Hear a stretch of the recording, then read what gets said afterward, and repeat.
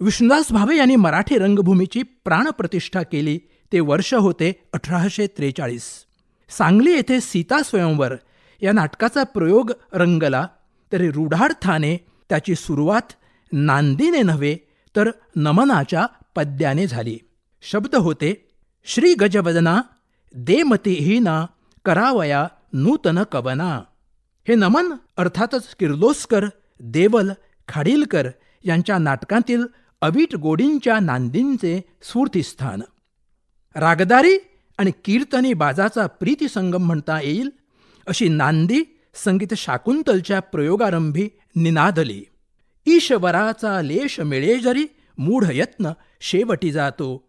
पंचतुंड नररुंड मालधर पार्वतीश आधी नमितो. पुण्यातील आनंदोद्भव नाट्यगृहात दिनांक 31 ऑक्टोबर 1880 रोजी तिथीनुसार अमृतसिद्धी योग होता. संगीत रंगभूमीचा भाग्योदय या तिथीपासून सुरू झाला, तो थेट तिचे सुवर्णयुग अवतरेपर्यंत. सुवर्णयुगाचे मानकरी दोन, बालगंधर्व आणि मास्टर दीनानाथ. नाथ हा माझा मोही खला ही ओळख बालगंधर्वांची, तर रवी मी हा चंद्र कसा मग मिरवितसे लावित पिसे ही दरपोक्ती मास्टर दीनानाथांची. कुणीतरी गोव्याच्या दिनाबद्दल लिहून ठेवलंय, एका पैशा लागी जो म्हणून दाखवी पदे 5, तोच दिना हा म्हणता वाटे आश्चर्य मानसी साच. मात्र श्री मंगेशाच्या या स्वरप्रसादाच्या अल्पायुषी वावटळीत वाहून जाण्यापूर्वी एका गोमंतकीय स्वरभास्कराचे पुण्यस्मरण मला अनिवार्य वाटते. पंडित भास्करबुवा बखले हे नाव नजरेसमोर तरळायला लागते आणि मला सुखद भास होतो, जणू बालगंधर्व आणि मास्टर दीनानाथ जोडीने भास्करबुवांना वंदन करून आळवीत आहेत. कोण तुझ सम सांग मज गुरुराया कैवारी सदया. भास्करबुवांचे मूळ घराणे गोव्यातले. त्यांची कुलदेवी म्हार्दोळची महालसा.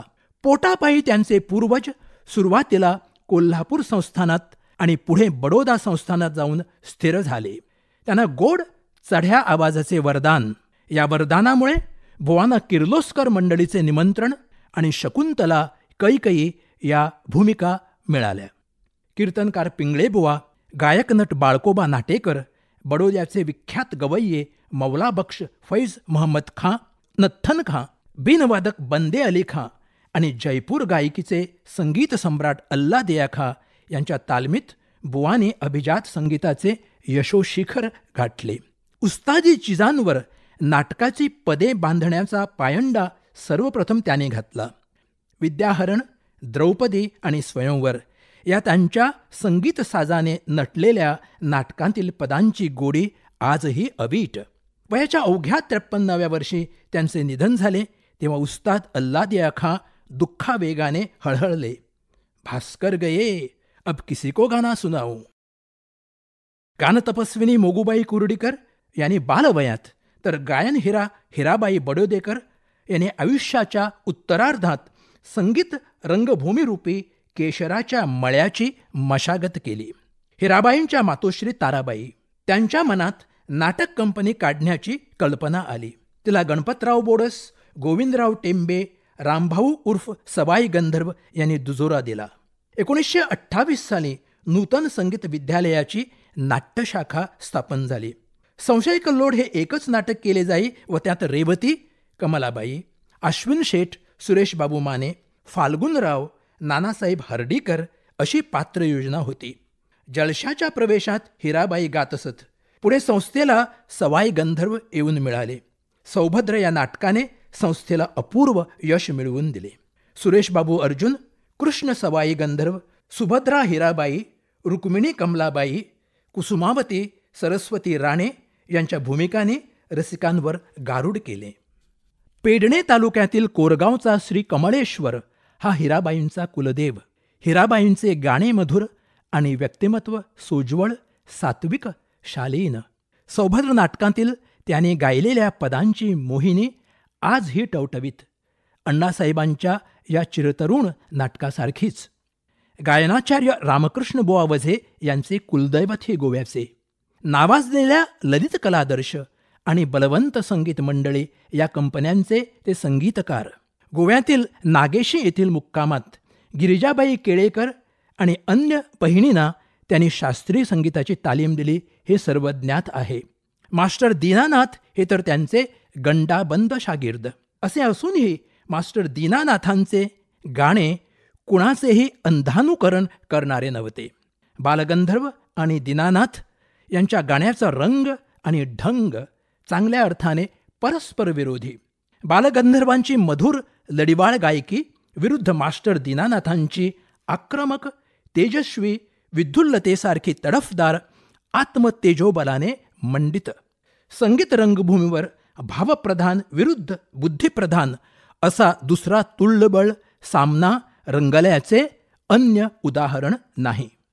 लतिका, किंकिणी, सिंधू, शिवांगी, त्राटिका, पद्मावती, सुलोचना, तेजस्विनी, धैर्यधर, गौतम या भूमिकांवर मास्टर दीनानाथांच्या अतुलनीय गायकीचा अमीठ ठसा आहे.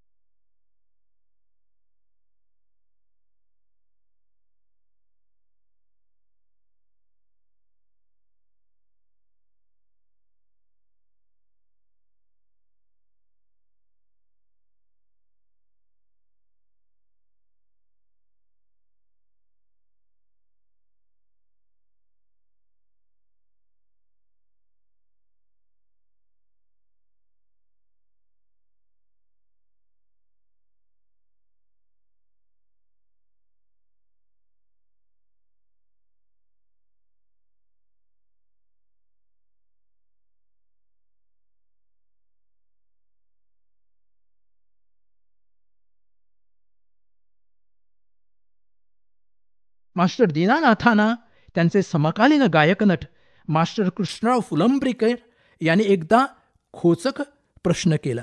मानापमान नाटकातील गोविंदराव टेंबे यांच्या पदांच्या चाली बदलण्याचे धारिष्ट्य तुम्ही का केलेत? यावर मास्टर दीनानाथ ताडकन उत्तरले, हे धाडस करायला गोमंतकातच जन्म घ्यावा लागतो. रंगदेवता रघुवीर सावकार बालगंधर्वांचे समकालीन. रंगबोधेच्छू नाट्य समाज या नाट्यसंस्थेचे मालक. संगीत संशय कल्लोळ या नाटकातील त्यांची रेवती त्यांना लोकप्रियतेच्या शिखरावर आरूढ करणारी ठरली. जळशाच्या प्रवेशात अदापूर्वक चुरा कर चले व ना मारो पिचकारी या रचना ते गात तो प्रवेश बघण्यासाठी कित्येक धनिक वणिक बाळे खास गर्दी करीत. रंगबोधेच्छू या संस्थेतूनच वसंत सावकार, गोपीनाथ सावकार, श्रीपादराव नेवरेकर, पंडित गोविंदराव अग्ने, मास्टर दत्ताराम आदी गोमंतकीय गद्य आणि गायक नटांची प्रतिभा बहरली. नाट्यरत्न प्रसाद सावकार हे रघुवीर सावकारांचे सुपुत्र. आपल्या परीने त्यांनी आपल्या पिताश्रींचा संगीत रंगभूमीचा वारसा अतिशय समर्थपणे पेलला आहे, याची माझी पिढी साक्षीदार.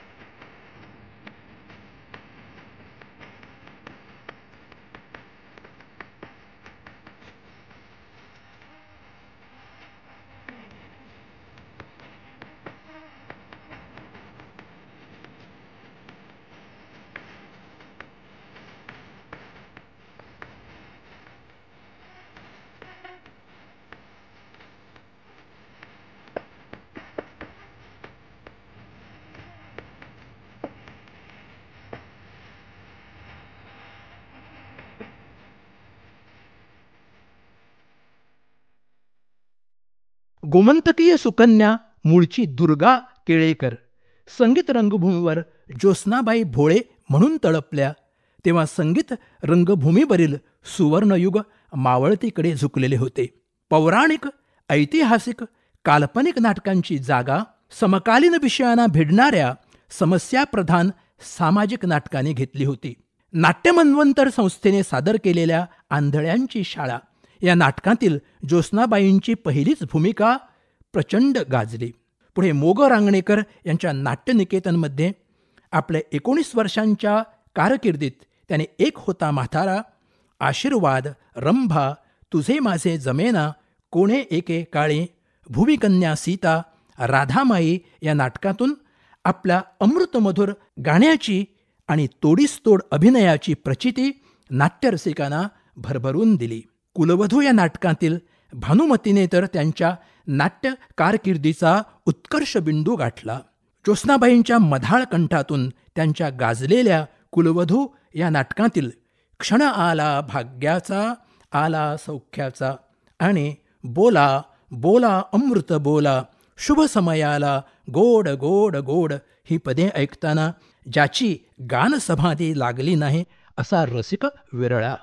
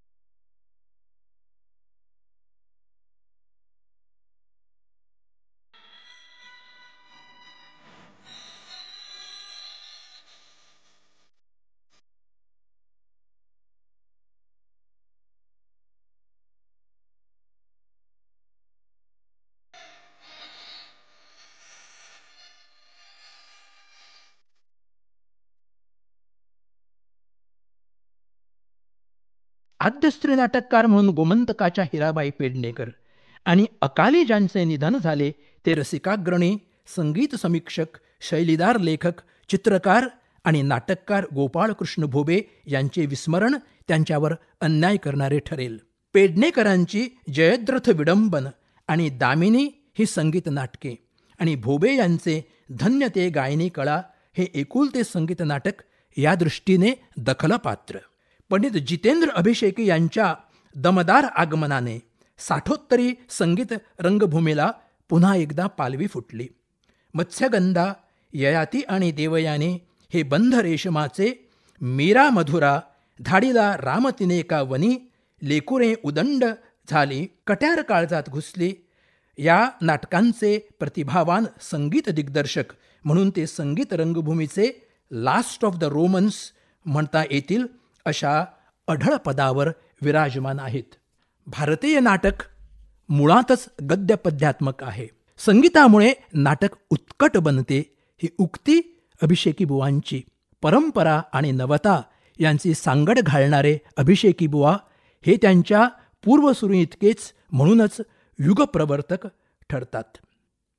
श्रीपादराव नेवरेकर आठवतात, जा भयन मम मना मंडप सबल आणि झणी दे कर या दीना या पदांसाठी.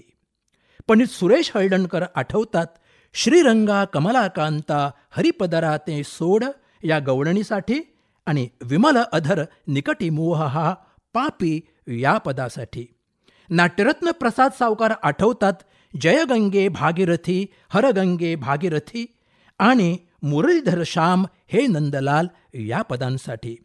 पंडित प्रभाकर कारेकर आठवतात प्रिये पहा रात्रीचा समय सरुने एत उषक काल हा आणि विलोपले मधुमिलनात या पदांसाठी. अरविंद पिळगावकर आठवतात कधी भेटेन वनवासी वियोगी रामचंद्राला या पदासाठी. रामदास कामत आठवतात देवा घरचे ज्ञात कुणाला आणि प्रेम वरदान स्मर सदा या पदांसाठी. अजित कडकडे आठवतात होशी कैसा भ्रांत चित्त तू आणि कैवल्याच्या चांदण्याला भुकेला चकोर या पदांसाठी. संगीत रंगभूमीने गोव्यात बाळसे धरले याला कारण या भूमीत निपजलेली नाट्यदर्दी कलासक्त मंडळी.